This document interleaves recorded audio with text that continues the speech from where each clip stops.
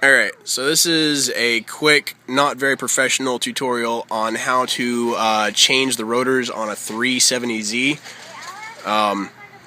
This is Chris Bradling's car. Say what's up, Chris? What's up? Totally. Alright, so after I've done it, go away. You gotta go away. I'm taking a video. Okay. Okay. Goddamn kids, I swear to God.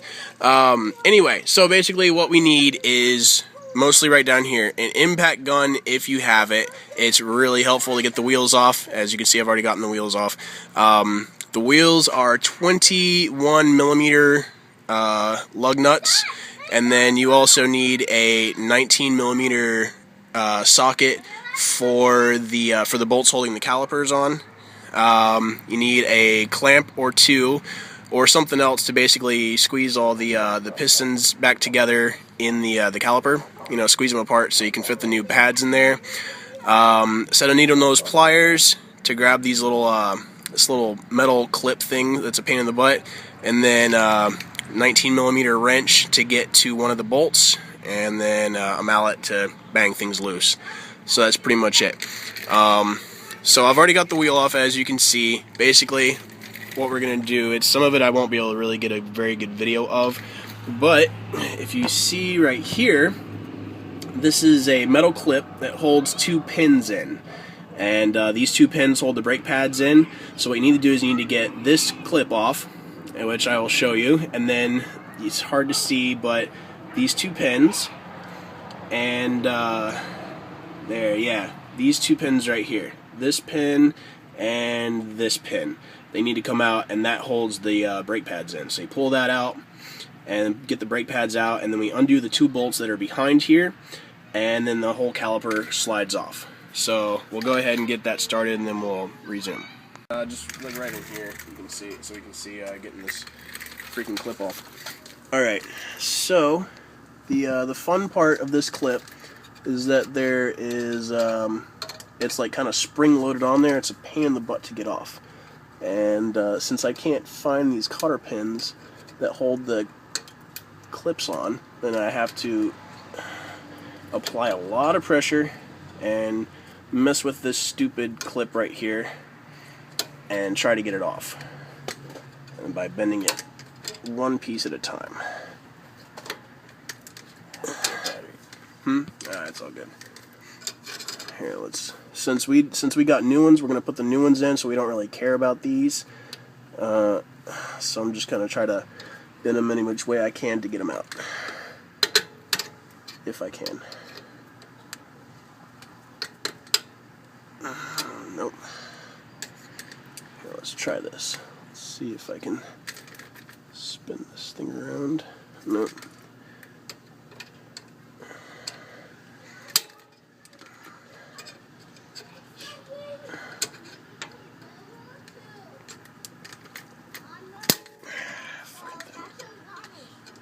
These things are like the bane of my existence. If I could spin this pin around enough to get the cotter pin to show, I could grab the cotter pin. Let's try that. And then we don't have to worry about the clip because the pin would come out. Jeez. I swear to God, I'm gonna have to like murder these kids. There's one. There's the other. And then, let's see, basically push these pins out like so.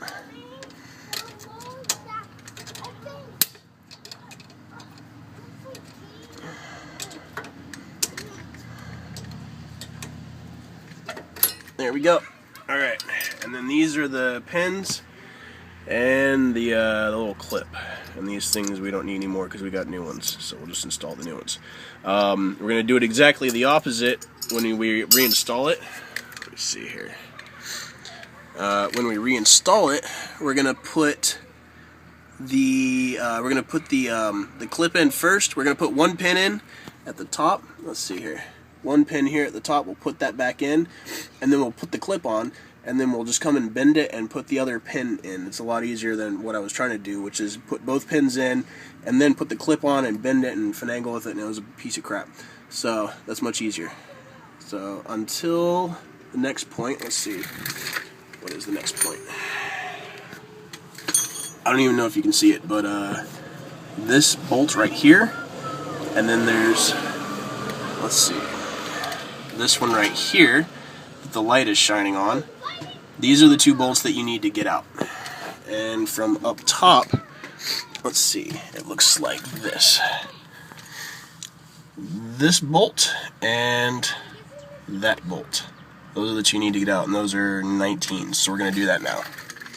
Alright, so I've got a socket wrench with the 19mm socket on the top bolt, and they should be in there pretty tight. They're supposed to be tight.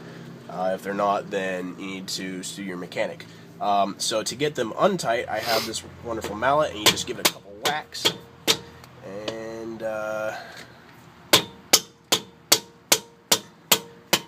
like that. There we go, loose.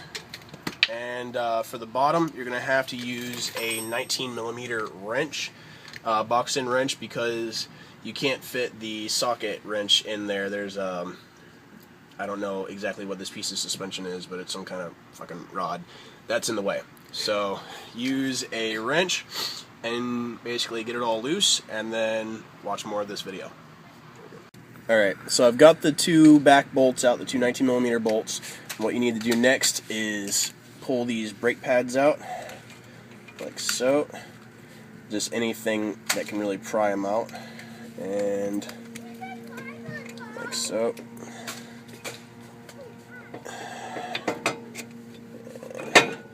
You're really supposed to be wearing gloves, but I don't wear gloves because I'm a guy, and we don't need to do that crap. But Alright, so let's see. I pulled one brake pad out, and I was just showing. Anything you can use to pull the brake pad out, like so. And if you don't have new brake pads, obviously save them. I don't think they're oriented to one side or the other. They're pretty much the same, as far as I know. I could be wrong. That's always a possibility. My wife tells me that. So now I've got the two back bolts off. I've got the pads out. This thing is nice and loose, so you just basically pull it off. Now this is debatable. This hose right here is your brake hose. This thing is nice and durable, and these aren't heavy, so I don't think there's any problem just hanging it like that, very gently. It's not going to mess anything up. Some people say tie it up, and you have to do that for the fronts because there's no flexible line. It's all like it's all metal, like steel brake line or whatever. So you don't want to bend that at all. So for your fronts, the only difference is you're going to tie this up to your suspension somehow so that it hangs freely, and the bolts up front are going to be 22mm, or if you don't have a 22mm socket, you can use a 7/8. It fits the same, and that's really the only difference. Other than that, this is all pretty much the same exact thing. So now we've got the caliper off, and hopefully this thing should just come right off. And there you go. We found out the hard way that if your parking brake is on, or your emergency brake, this won't come off. So make sure your emergency brake is off, and this thing should slide right off. On. Alright, so now we have this nice, new, beautiful slotted rotor. So we're just going to basically stick it on like so. I keep on forgetting this rubber thing. I can't remember exactly what they said this rubber thing was for. It's just like, think so you don't confuse the front and the rear rotors or something like that. The rears have this rubber pad in it. So basically, just take a set of needle nose pliers, get the old rotor, and it's got this little freaking rubber thing right here. Actually, it's easier if you just pop it out from the back. There we go. And just pop it in the new one.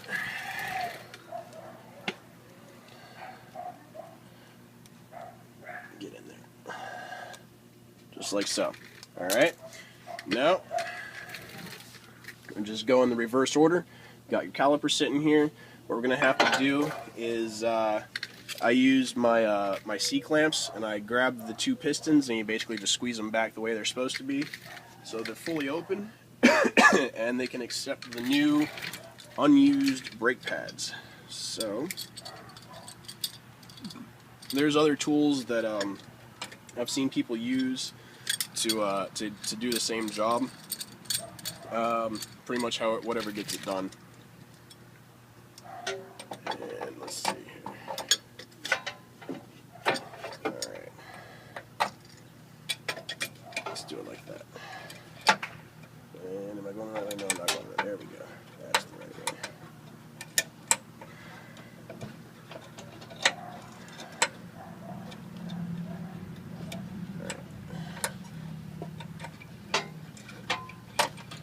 That's good for now.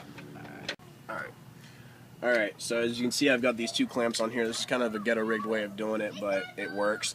So I've got them I've got the two pistons pushed back into the caliper.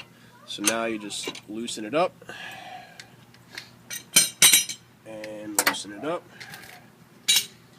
You're gonna put it back in here and you just line up the bolt holes, and then you take your bolts and you just screw it all back in together, and you're going to do exactly reverse order of what you did before. You're going to secure these things a little bit, and then put the brake pads in, put one pin in, put the metal clip on and attach it, and then put the other pin in at the top or the bottom, whichever one you do second, and then put the cotter pins into the pins. The cotter pins look like this. This is your pin, and it goes in like so, and then this cotter pin just goes in, locks it in, and that's all, just so that it doesn't slide out and your brake pads don't come out. So once again, put a pin in, put the metal clip on, and then put the other pin in, and then attach both of your cotter pins, tighten all this up, tighten the two bolts up in the back, and then put your wheel back on and you're good to go. That's pretty much all there is to it. And as far as I remember, it's just about the same exact thing for the fronts as well, except for the different size bolts, 22mm bolts, and hanging it up. And that should be it. If you got any questions, leave it in the comment section. I'll answer it for you.